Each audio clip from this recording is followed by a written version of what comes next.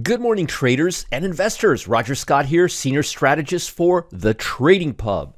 It's Wednesday. It's October 18th. It's 2023 still, and it's about 7:41 in the morning. The market's going to gear up to open up in about an hour and 49 minutes to be specific with you. First of all, before I begin, I want to thank Gary, who sent me 4 t-shirts yesterday for my upcoming birthday on October 24th, and I like this. It's okay if you disagree with me. I can't force you to be right. Well said, Gary, and thank you. These t-shirts fit great, and I'll give them a review. Thank you once again. I really do appreciate it. Now let's get into today's video. Actually, before we begin, folks, I have a Telegram channel that gives free trades, at least for the time being. You don't want to miss out. Go to rogerscott.com/Telegram. I have a free VIP room for the time being. It ain't going to be open for much longer. Click the link below this video in the YouTube channel. There's a link that'll take you there. It's happening at noon today. Tomorrow it's going to be at 11 a.m. Today it's happening at noon. All times are Eastern times.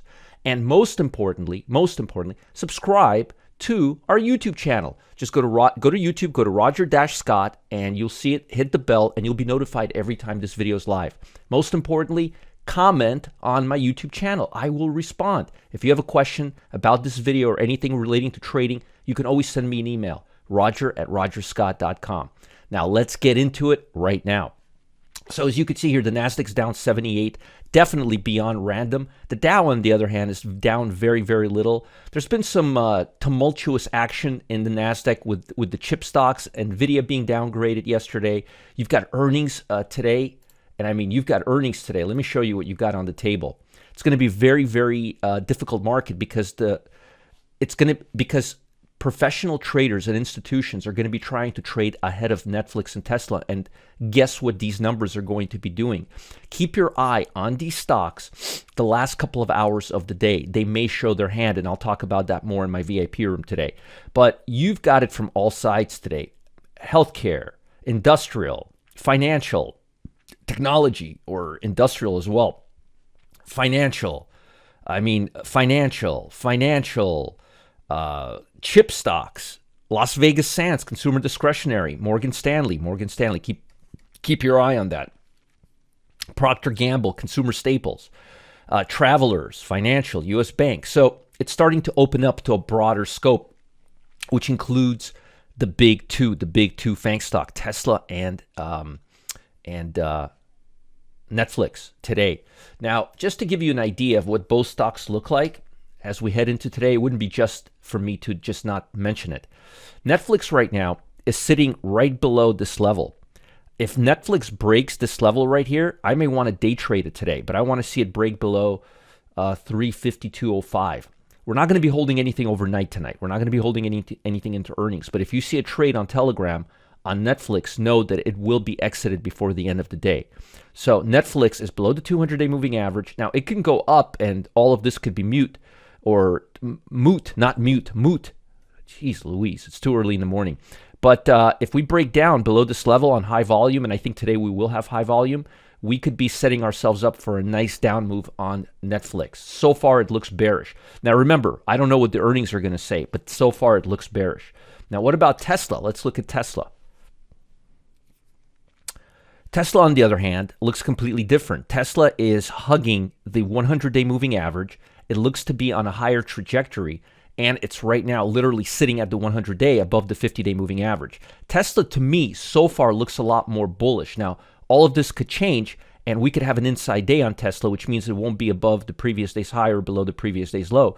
But in my opinion, we're going to see a breakout one way or the other. Keep your eye on Tesla. So far, it's looking bullish. I don't like the fact that this high is lower than this high. But again, the stock has been very, very congested. And let's see here. Yeah, see, we need to break above this level right here. We really need to break above this level to see some strength. I'd love to have seen it here. If we break above this level, holy moly, I'm going to just leave this line here. Or conversely, if all we need to do is break below the 100-day. But keep your eye on Tesla and keep your eye on both Tesla and Netflix today. There could be a big move. And it'll be very interesting to see if they get an outlier in terms of price action. The bond market, as you can see here, going lower, not good for tech stocks. As this goes lower, it creates less obligation from the Fed to keep raising rates because the bond market takes care of it on its own. So one of the reasons why the Fed is backing away right now is because yield is getting higher on its own. They don't have to take action. The long bond is going higher. So they are in a wait and see mode right now. Another sector you want to pay attention to today is home builders. Home builders today, you've got housing starts and you've got, where is it? You got something else today too. Just housing starts? I thought we had something else. Oh, existing home sales is tomorrow. Okay. Housing starts today, existing home sales tomorrow. That's a 1-2 punch. Keep your eye on the real estate sector, which is XLRE, but most importantly on the home builders. Now, home builders are tracking above the 200-day moving average.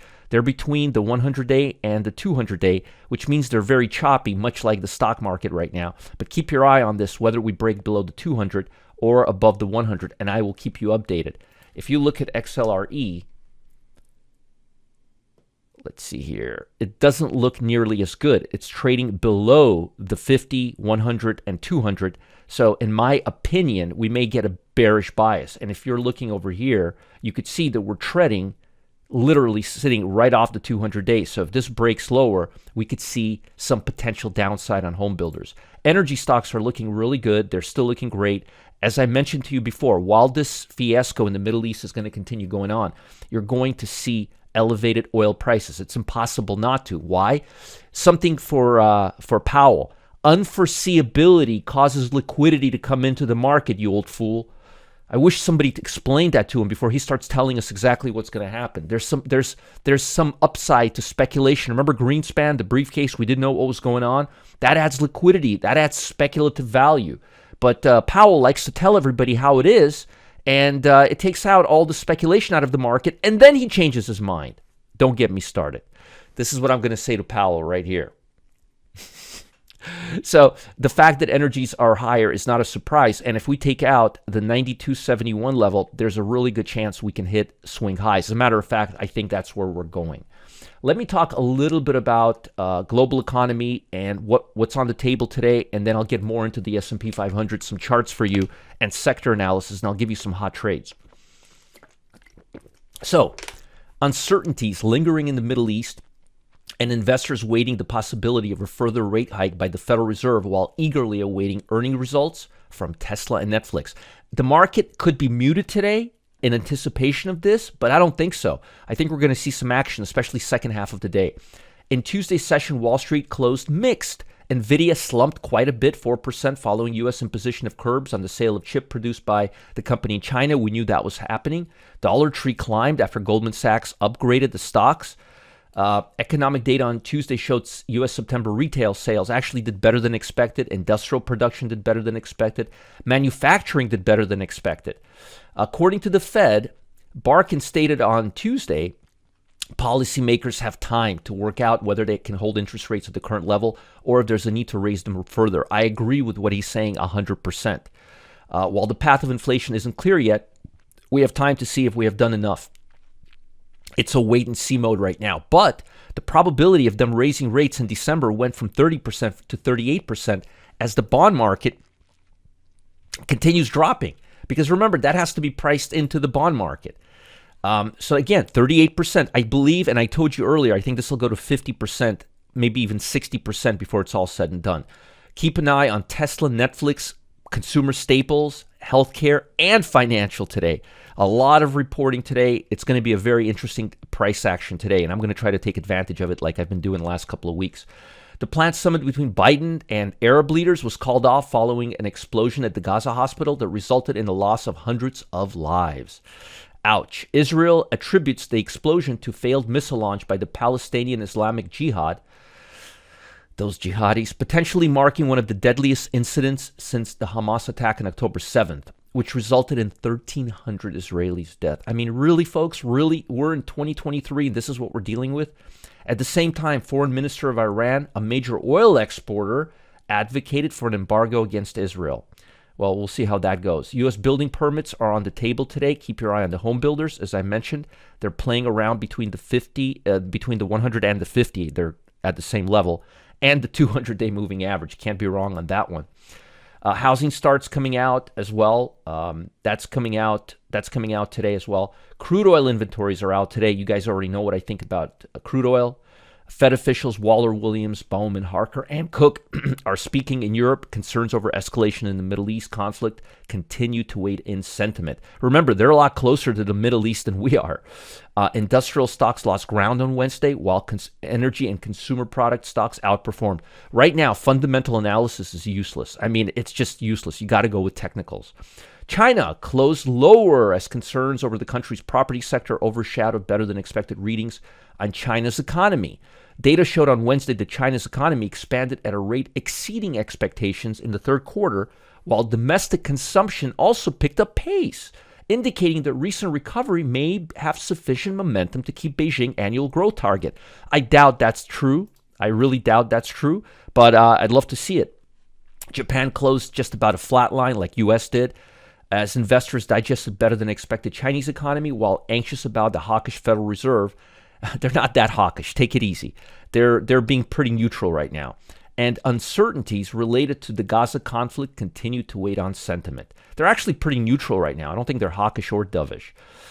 Keep an eye on airlines. Keep your eye on home buildings related stocks. Keep your eye on NVIDIA. Keep your eye on Tesla, and keep your eye on other stocks. Now, before I get into the nitty gritty, in terms of the Telegram channel, we are long right now. Etsy. I decided to go long Etsy yesterday. I figured why not give you guys some analysis here too. Why did I go long Etsy yesterday? Because Etsy looks like it's been compressing for a hell of a long time. It's crossing the 50-day moving average, and it clearly wants to go up on high volume. It's a classic swing trade. Now, I wrote that I'm probably not going to hold it day trade. It'll probably be a swing trade when I initiated it, so you guys can trade it with an option if you want. But I think we're going to see more upside on Etsy. It held up yesterday really well. Look, all day. Those are the kind of stocks you want to buy intraday that are bucking the trend and are moving higher while the stock market is doing this. Look at this. I mean, look at this yesterday. Up, down, back up, erasing everything, consolidating, and doing nothing for the last 2 hours of the day. What a day. But Etsy is moving higher. If we get a pop this morning, I'll probably liquidate it, but I like Etsy, and I think it can potentially go all the way to the 100-day moving average. To the short side, we have WBA, which I turned into a swing trade because it's just not doing anything. Here it is. It's coming down. I think we'll liquidate it just a little bit below where it currently is. Volume is drying up, but it's still above the average. It wasn't able to hold up yesterday at all, as you could see.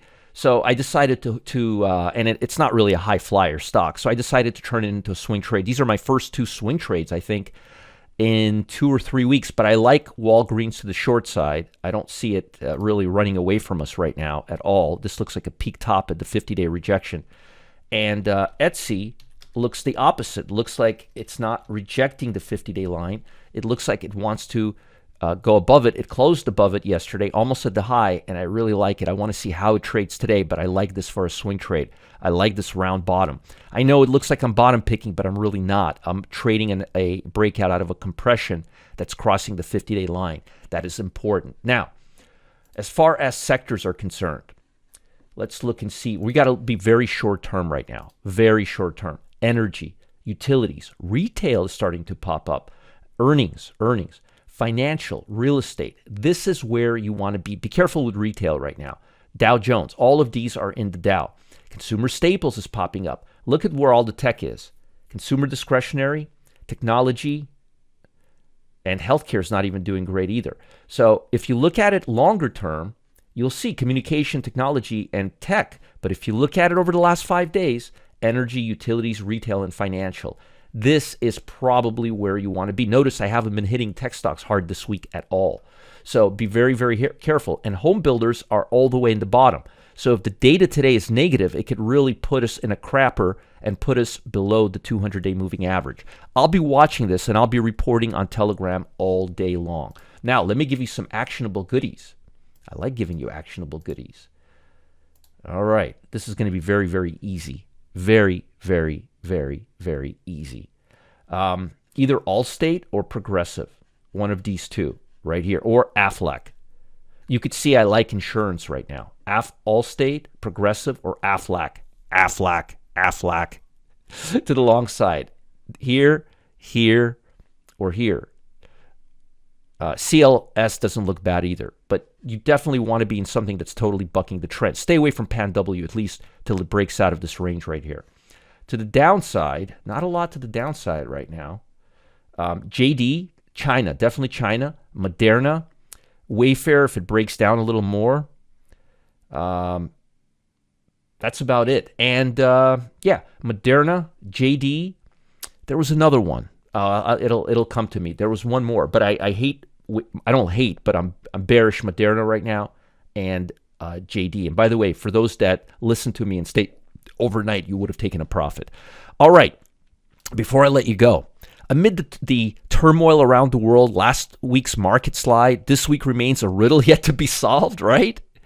When it comes to shares of Google, the narrative takes a sharp turn. Drawing from my decades of research, the third week of October has shown a distinct pattern for Google.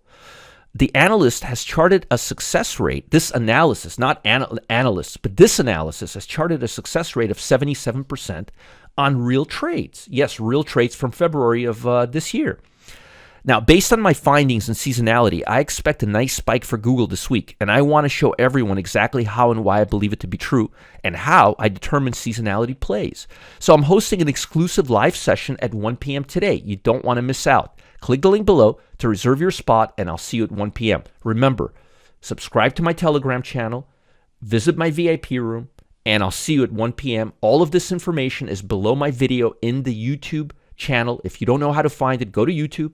Go to, in the search box, go to Roger-Scott. It'll pop up. Click the bell, subscribe, and these videos will pop up when I broadcast them. I'll see you guys later. Have a great day. Keep your eye on my Telegram channel. We're going to be very busy today. Bye.